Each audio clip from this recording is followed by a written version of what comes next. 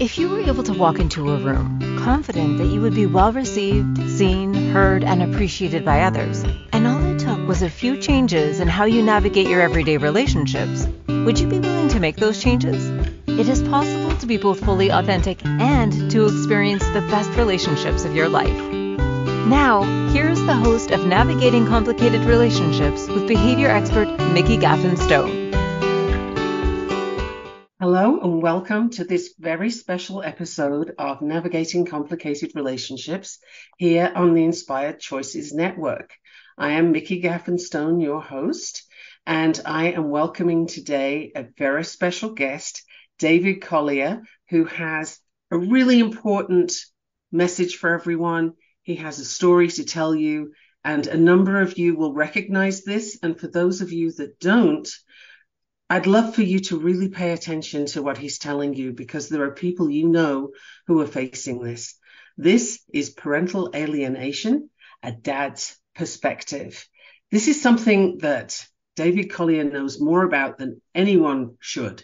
His story is heart-wrenching and absolutely important for all parents and educators to be aware of. The children who are subject to having one parent alienated from them by the other grow up often completely unaware of the manipulations that they've been subjected to. They believe what they hear because they really have little else to work with. Why would you not believe your parent?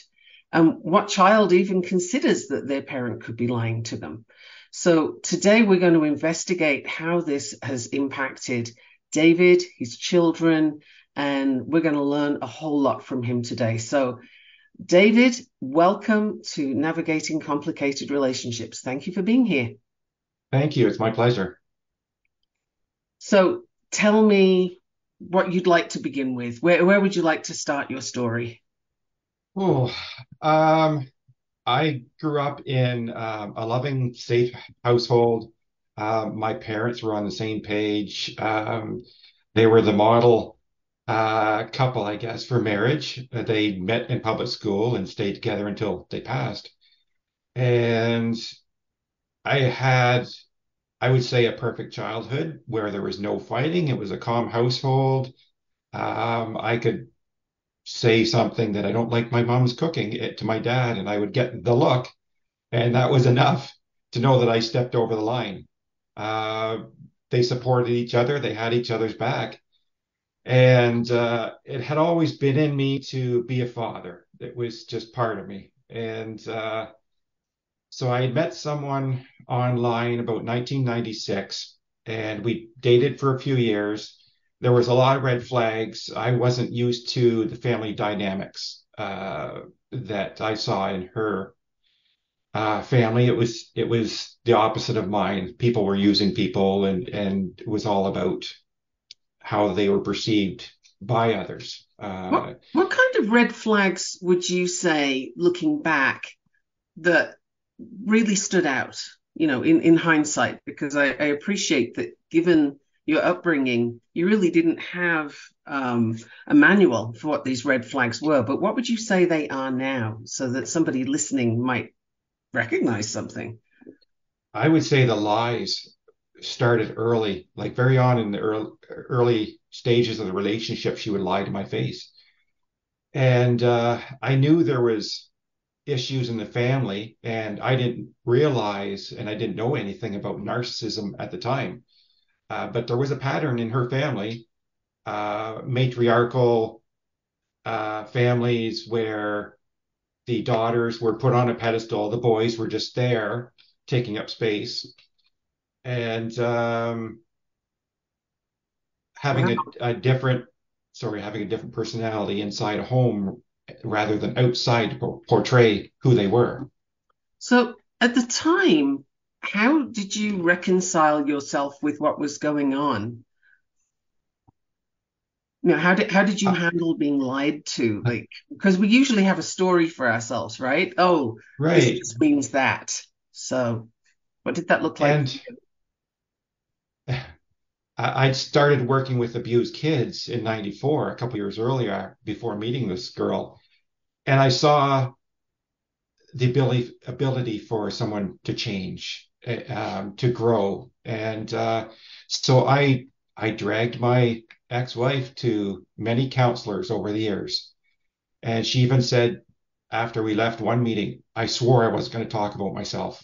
And that was her philosophy, that she didn't want to deal with her past. And it was always put back on me. And I've had counselors tell me, they pull me aside saying that I was a good father, that the issues in the family weren't me. And I always tried to take the high road right from the beginning. And I saw this relationship between my mother and father where they worked on things together. It was unconditional love. And when I got in this relationship, it was conditional. Um, and Yeah, and I beat sorry. I beat myself I beat myself up for years for not paying attention to the red flags and running. Um, I did when she lied to my face the first time, and um, but I took her back. She begged me to take her back. She says, I have no idea who I am. And I thought, okay, she'd want to work on that. But later she had said to me, I feel like you're making me choose between my family and you, and it's always going to be my family. So Mm, having me being an important part of her life was not really in her grand scheme of things. wow. So at what point in all of this did children come into the picture? So in 2002, we started having children. Um, and we wanted to move out of the city that we were living in to raise the kids in the country. And so we moved to where we didn't know anybody. And I decided to be a stay-at-home dad, which my mother stayed at home, and it was a terrific experience for me having somebody there, consistent and reliable. So I stayed at home. So I was alienated from people I knew. Um, and I didn't realize it at the time because I was so consumed with being a father. It just came natural to me being a father. Everything I did was for the kids. And I had an awesome relationship with my daughter. We used to be outside playing with insects and worms, and she just loves that to this day. And by the time she could understand conversations is when I caught my ex-wife trying to alienate the kids from me. Now, Um, can you tell us a little bit about what parental alienation is at this point, just in case there's somebody listening that's not clear? I'd like to include them in the conversation too. right, brainwashing the child, talking bad about the other parent. The first thing I remember hearing my ex-wife telling my daughter when I was firm with her that she had done something wrong. Um, I heard her say to my daughter, "It's not you, it's him." And all I was trying to do was set boundaries for our child.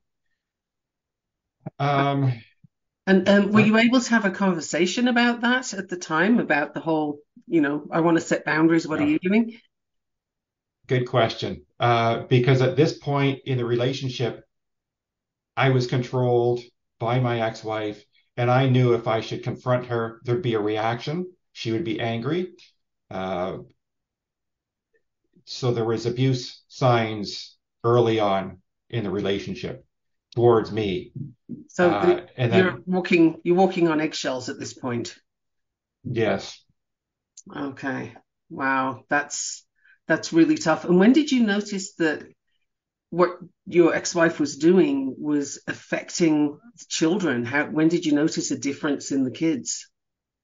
in 2005, I went to my first counselor, and this woman counselor, and at the time, my ex-wife was pregnant with our second child. The first thing the counselor said to me was, "How dare you think about leaving your wife while she's pregnant?" So it didn't matter that I was being abused and that my child was being used against me as a pawn and being lied to, manipulated. It was just that I was supposed to be a father to stay in a relationship. And I don't feel we'd ever say to a woman, why are you leaving your abusive partner? You're pregnant with a child, his child, but he's abusive. You need to stay in that relationship. And Right. So there's clearly an imbalance between how a male is viewed in this situation and how the mother to be is viewed. yes, and so I left that counseling session feeling like I had no supports at all. I tried to see a counselor, and I was being shamed for protecting myself and my child. Did you try Um, again? Did you try with a different counselor, or was, I don't know how limited the options are where you are. I know some places it's very difficult to get a counselor in the first place. right. Well, our second child was born in 2005, and when he started to get older, um, and was struggling with his emotions and school and things, then I did start seeing another counselor. And my youngest did go as well to the counselor for some play therapy. Okay. Um, so I decided that I would stay in that relationship for the kids because I had no support. The shelters for men and their families that are escaping domestic abuse are very rare, few and far between. Right. So that's Um, important to note. That's yes, the lack of resources must have been so distressing for you. Like just it- no options. Wow. What do you do with that? yes, and because my ex-wife was so adept at pretending to be a perfect mother outside the home, my family, she alienated me from my family because they had no idea what was going on. I tell them, but they couldn't believe it. And with our family being as close as we are, they didn't understand um, how toxic some families can be. Right. Well, I've found in my experience that, working with different families and so on, that it's nigh on impossible to wrap your head around an experience that you simply haven't had yet. A type of family that is just alien to how you were raised. And so I can imagine that was just it's very, very difficult for them to comprehend what you're saying. The words make sense, but they don't land. They're Right. very difficult to understand that. Yes. And it was hard for me as well, even though I was going through, it was hard for me to process. Right. So you And you were being, basically in a position of not a whole lot of support, some simply because they didn't understand, others because they were prejudging and bringing their own agenda. And I'm thinking of that first therapist that you mentioned. I mean, as somebody who's worked in therapy, I'm appalled that this person would bring their own personal agenda to the table, but I know that happens. That must have been so difficult for you. it was, and being an empath, I feel emotions a lot stronger, and I feel, and I could see what the kids were going through as well, how they were being pulled in two different ways, Right. and it broke my heart. Yeah, Uh, it has to have done. We're going to go to a break in a moment or two, but when we come back from that, I would love to hear more about being an empath, actually, and how that has affected you as a parent who's on the receiving end of a whole lot of manipulation and abuse. Like being an empath, that must be extra hard. So I'm just going to let the audience know that we are going to a break now, but please don't go anywhere. You are listening to David Collier, who has a really important story to share with you. And thank you for being here. I am Mikki Gaffen Stone, your host of Navigating Complicated Relationships, here on the Inspired Choices Network. Don't go away. We have more for you. And at the end of this session, there will be more from David about how you can get in touch with him and how he might be able to help you if you are in a similar situation. So don't go away. We will be back in just a moment. What if your relationships could be a source of delight instead of a source of struggle? In a world where human interactions are anything but straightforward, tuning in to Navigating Complicated Relationships with behavior expert Mikki Gaffen Stone will offer you insights, tools, and a whole new level of understanding for you to use right now. Listen for Navigating Complicated Relationships with Mikki Gaffen Stone, Wednesdays at 12 p.m. Eastern, 11 a.m. Central, 10 a.m. Mountain, 9 a.m. Pacific on InspiredChoicesNetwork.com.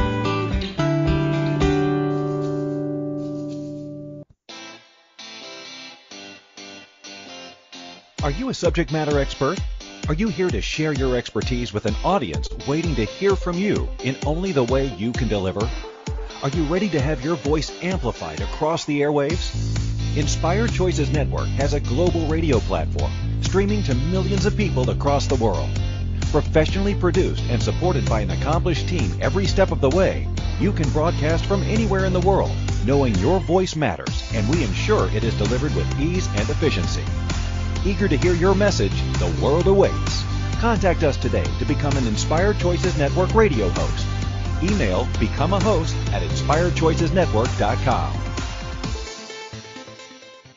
This is Navigating Complicated Relationships with Mikki Gaffen Stone. To participate in the program, join the live studio audience in our chat room at inspiredchoicesnetwork.com. You can also send an email to Mikki@gaffenstone.com. Now back to the program. Welcome back, everyone. You are listening to Navigating Complicated Relationships on the Inspired Choices Network. Today, it's not about me. Today, it's about David Collier and his story. He's being incredibly brave to show up and share this with you. It's such a tough story to have lived and be living. And I don't know about you, but I'm feeling it. This is a heart-wrenching story. So we're back.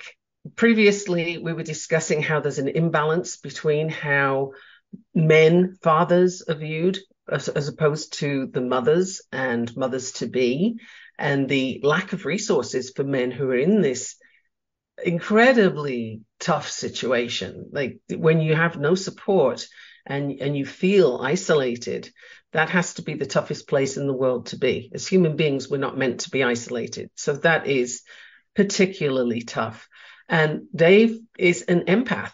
So on top of that, he has a whole lot of access to other people's emotions. And we're going to hear more about that now. David, if you're ready, I would love to hear about that, please. Sure.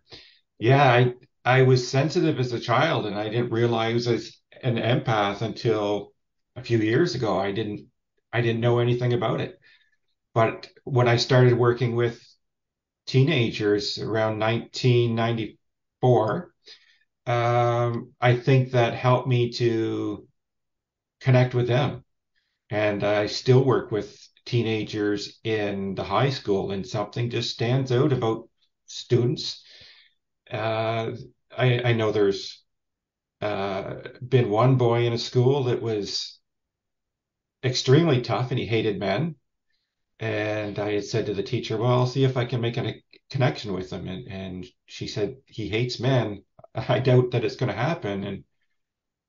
And just by being vulnerable in the class and being able to cry about my experiences, he said to the teacher privately, he said, oh, he's been through a lot, hasn't he? And she said, yeah.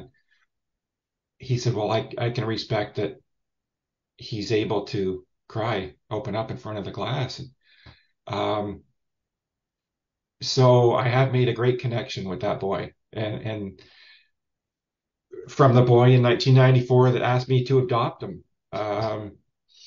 that's what's kept me in the field. I feel I can feel when other kids are struggling, and I've been able to warn administration at the school that there's something going on, and it turns out there has been. I hope it makes me a better listener. I don't always attune to what they're saying. I'm still learning. And do the school listen to you when you go and tell them about this? Um, Unfortunately, no. I wondered. I wondered because Yes. it's institutions, whether you're in Canada, whether you're in the US, um, honestly, whether you're in the UK, excuse me, they, excuse me, I beg your pardon, they don't listen well. No, It's a common no. problem. So what do you do when you have this information and they're not listening to you?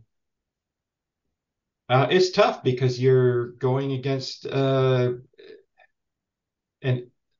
a company that has its own agenda for just making sure they're receiving money from the government and maintaining status quo. And I live in a rural area, so we are not as progressive as the larger areas, I think. I can But understand that. I'm in rural yeah, Colorado and we have School District 1, which means it's the original school district and they're still doing things the way they did them wow. before. So Uh, I understand that. So how does your work and interactions with your own children, how do they affect each other? Like, do you learn things at work that you can bring to your kids? Like, how is your relationship with your kids now? uh, A lot of that's a questions. that's a long story. Please go for Well, it. We have time. I've learned a lot as a parent about being a teenager, about being a child in this era. It's not the 80s where I grew up in school. Right. The kids, the one main thing I think I've learned is the kids see through the hypocrisy. They see that adults are not listening, even though they say they are. Um, Often adults have their own agenda, and the kids are not being valued for what they bring into the world. Um, my children at young ages, I was surprised at their thinking process, and calling out hypocrisy and for the way people are treated. So that was very eye-opening for me, and I think I respect um, children more now for their ideas, and I want to incorporate more of their ideas. And uh, before I spoke in Cambridge this past summer, I asked a class for ideas and concerns they have that they wish adults would listen to. One of the main one was social media, that they feel like they have to be perfect. Uh, Yes. it, Yes. it it's a real concern for kids, and they're addicted to their phones, of course, which I never had 40 years ago. So Right. it's a different world. And I don't mean to paint schools and teachers all with one paintbrush, because there's amazing teachers out there. There's a lot of politics in the whole chain of command, Yeah. but there there was actually a grade 8 teacher that may have saved my oldest's life, because she struggled in grade 8 with mental health, and the school was still like, well, we don't want to talk about that because she was told it might be contagious. Um, the old way of thinking. Right. Uh, but it was that teacher that went out of his way to make sure my daughter was listened to when she couldn't talk to her parents. And he went to the hospital to visit her more than once. Um, Those teachers can so make all the difference. They really can. yeah, Yeah. yes, yeah. And right now in Ontario, the government wants to have the teachers tell families when the children are using different pronouns at school. That the government wants the parents to know about that. there's a lot of students that come to school for a safe place away from home because we don't know what's going on there Yes. or Yes. how bad it is. So the kids need that privacy because there's still a very conservative idea that a child is supposed to be the way some adults want them to be, rather than loving them for who they are. Yeah. Yeah. That's a very vulnerable population too, extremely vulnerable.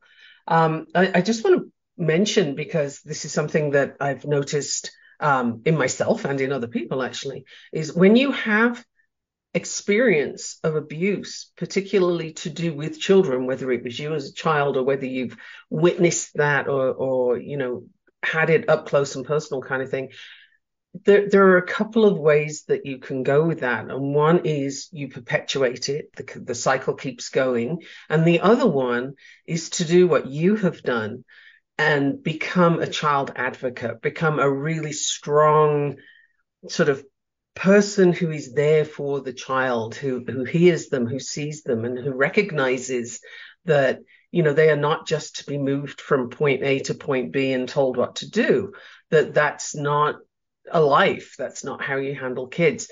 So I see that you have taken this horrible experience, this trauma, and you're turning it into a wisdom, into a benefit that you can bring to other kids. And I just want to recognize that in you right now and say, this is an amazing thing that you're doing, that from your pain, you're bringing something positive for other kids. And that should never be underestimated. So I want to thank you for that. That's an amazing thing you're doing.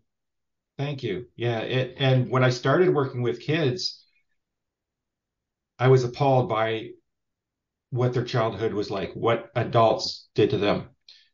And so I want to use my privilege of the childhood I had that was almost perfect, and compare it to what some children suffer now and let them know it's not supposed to be that way. Adults are failing kids in many ways, and it breaks my heart that. And at the end of my marriage, I became angry when the separation was finally signed off. I was angry, not angry at my ex, but angry that, well, not angry for the marriage, what she did to me, but what she did to the kids. The Yeah. kids never asked to be put in that position. Right. Their life could be different. Kids don't have to go to counseling because of, or shouldn't have to go to counseling because of adults' issues. Yeah, I find that happens,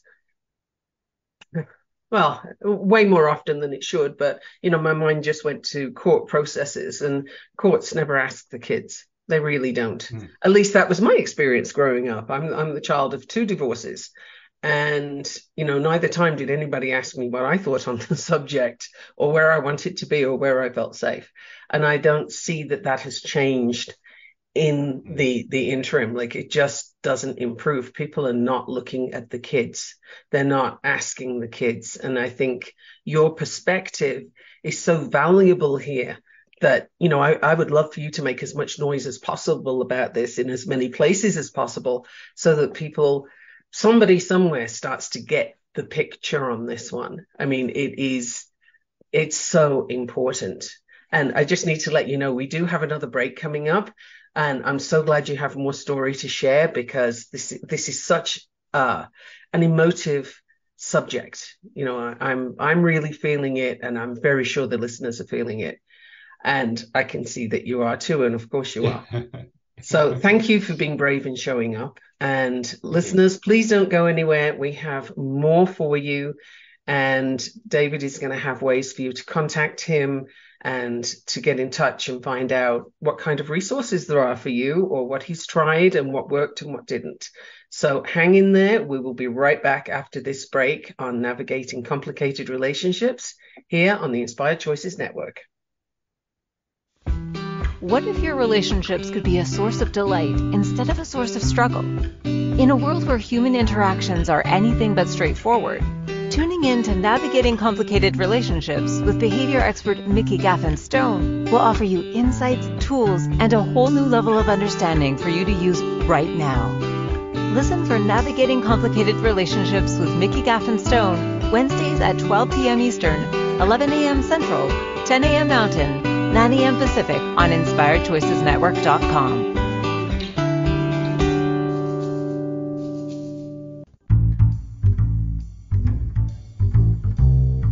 How wonderful would it be to carry your favorite Inspired Choices Network host with you throughout your day? Well, now you can. Inspired Choices Network now has its very own mobile app. Our free app offers live streaming shows, along with thousands of podcasts and TV episodes. Our shows cover a wide variety of topics. Whether you're waking up with us, carrying us through the day, and taking us to bed with you, we're always here for you to enjoy. We're easy to find. Just search for Inspired Choices Network in the Apple App Store or Google Play Store. This is Navigating Complicated Relationships with Mikki Gaffen Stone.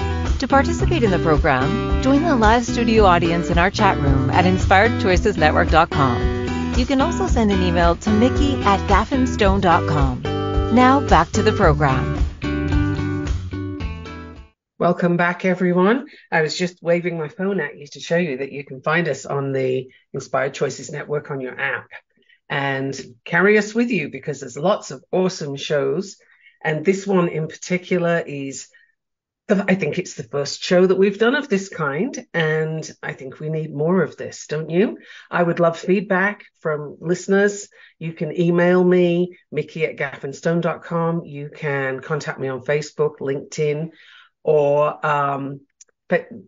Facebook, LinkedIn, or Instagram. That's basically where you can find me. And David is going to tell you in a moment where you can contact him. So get your pens out, have your paper ready, and we're going to dive right back in with the question of, I mentioned it before, but then we kind of ran off on other things. What is your relationship like today with your kids? I was separated in 2019. I realized in 2015 how bad the abuse was getting. So I asked for separation in 2019 because I saw the kids being put in the middle of this. And it was blatantly in front of the kids. She was using the kids as pawns. And I thought, if I leave, then maybe she'll stop using the kids. It unfortunately got worse. So the relationship with my oldest,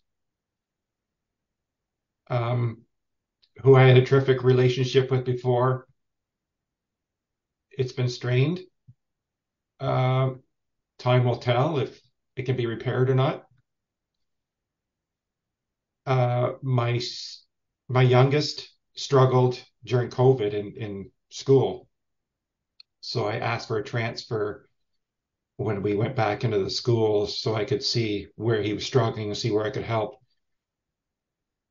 And it was actually beneficial for the relationship. And my youngest now sees who I am, and the relationship's still intact. So that was the best move for me there. Right. Do you get to see your oldest very much at all? I'm sorry if that's a really painful question, but no, it's hard because I think she needs space right now. So I'm not seeing her at the moment. I tell my kids I love them every time I see them. I have since they were little, and hopefully my oldest will, with some space, will realize maybe what she was told in the marriage by her mom wasn't all true. right. Yeah, it's Do they ever ask you about the things that they've been told? I mean, it can be difficult to know where, something is out of line in order to ask. I know this as a child who's experienced the alienation, and I didn't realize about the alienation. I didn't realize what was going on until I was much older. And it was quite a shock to me, and I had to reconcile, oh, okay, this parent who I thought these things about was actually manipulating me over here. And it's a lot for a child to process. So, and I didn't know to ask those questions. Do your kids know that? Do they, have they shown you that at all? I get the sense they've been manipulated by their mother into listen to what mom tells you, but don't ask questions, and yes, avoid the truth. Right. Uh, So I then I had that may take a while. it might take a while. I've had many people say it's going to take a few years, probably, but the oldest will come back around. I'll keep my fingers crossed, and I won't close any doors. And I said to my oldest that um, I love them unconditionally, and if they want to disown me, that's up to them. And yeah, it's amazing to see this from being in it now, because I never would have imagined what it was like. And in 2000, what was it, 2019,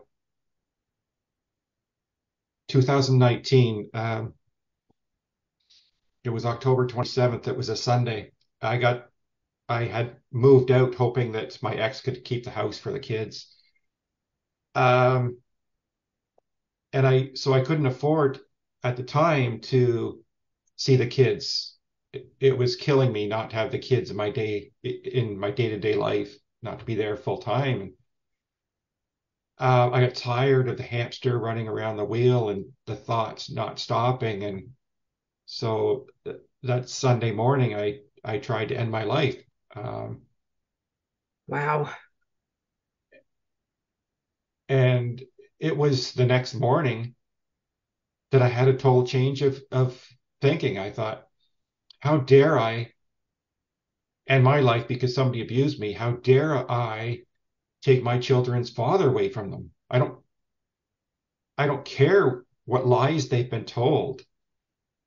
It, it doesn't change the fact that who I am and that I'm their father.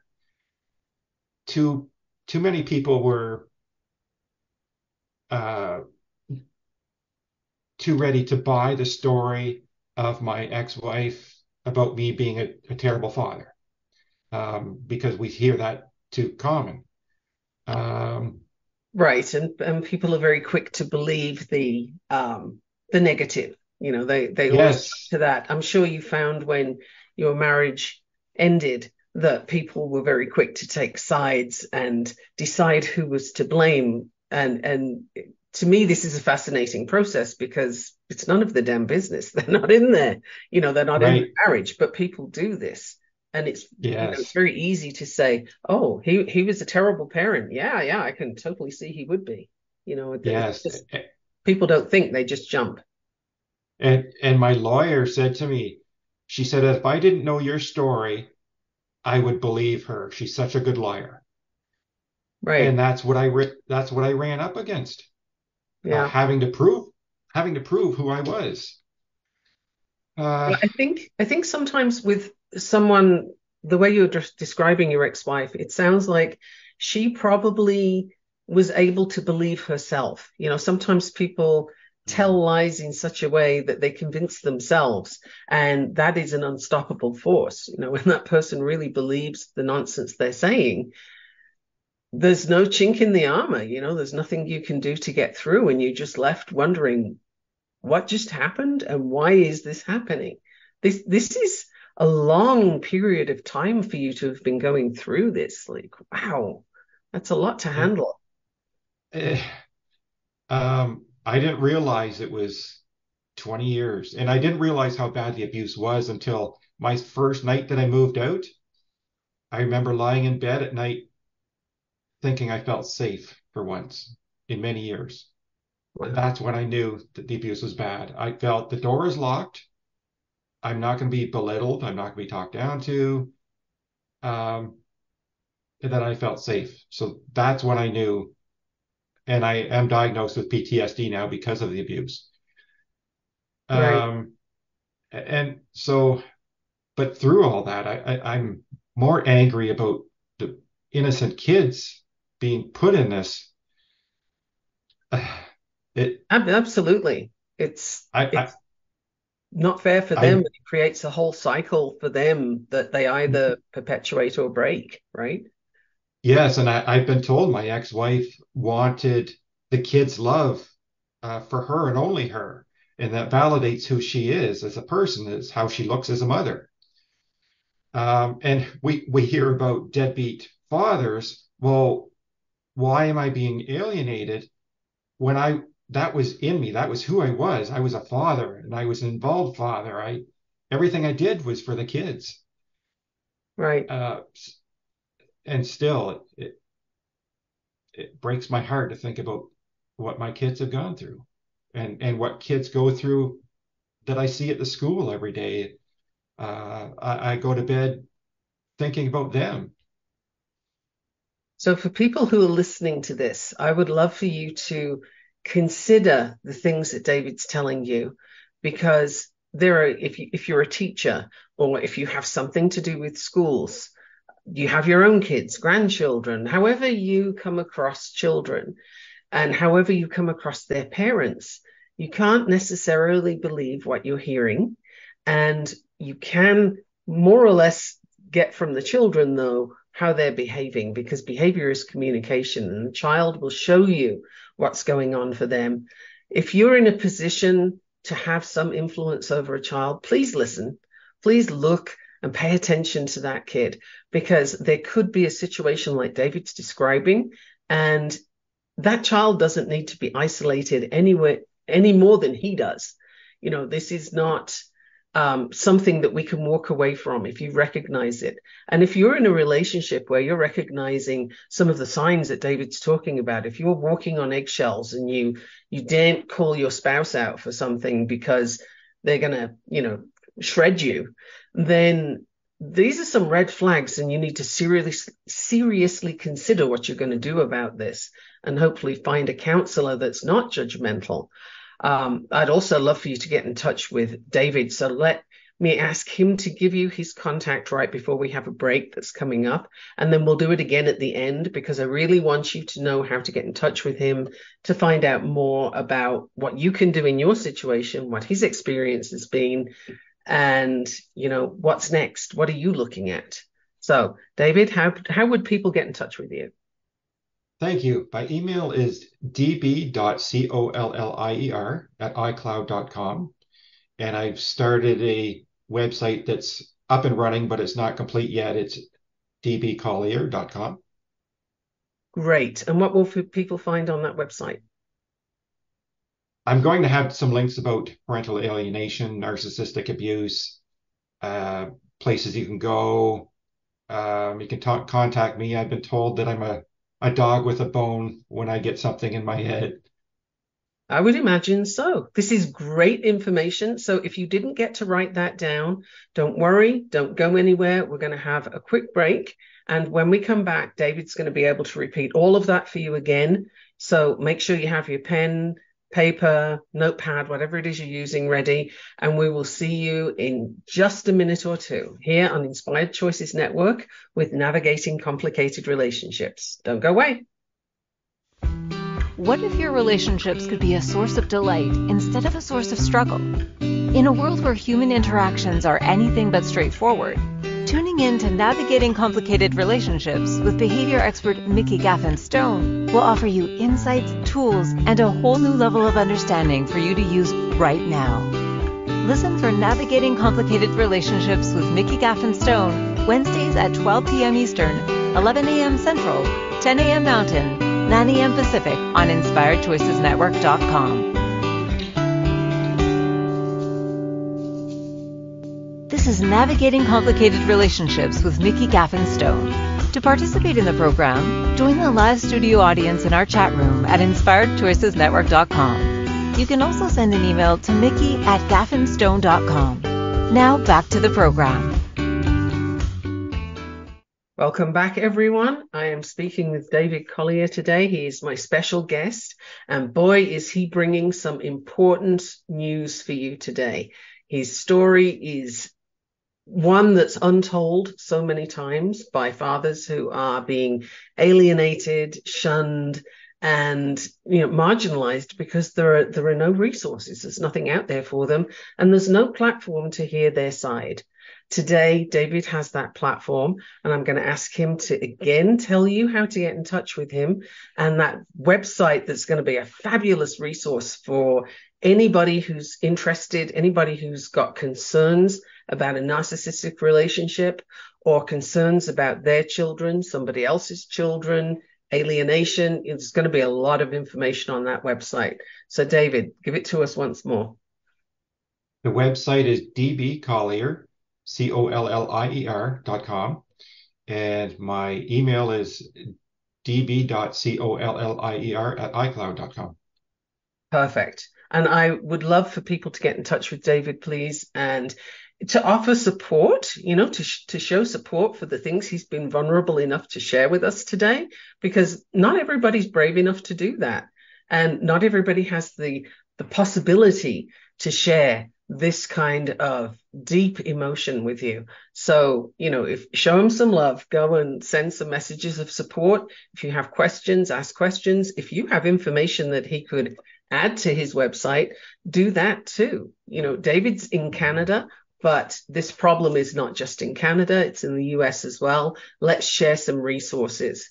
So what have you found that's helped you, David, apart from your own sort of ability to transfer from one place to another to be closer to your son? And, power to you for doing that. That was a really crucial move, and not many people perhaps could do that. But what would you recommend people try? I felt the best thing for me was to step back when I saw the children being involved in the separation, being used as pawns and being pulled between each parent. I stepped back, let the children make their decisions when they want to spend time with a parent, and how long. Let them make their decisions and just be myself. The kids know me before separation, and I don't want to change post-separation. I know it has changed me. That whole 20 years of abuse has changed me, and I'm not the same person. My oldest did say, and I don't know whether it was coming directly from her or she was being prompted to say, but she says, I don't know you anymore. But she's not taking the time.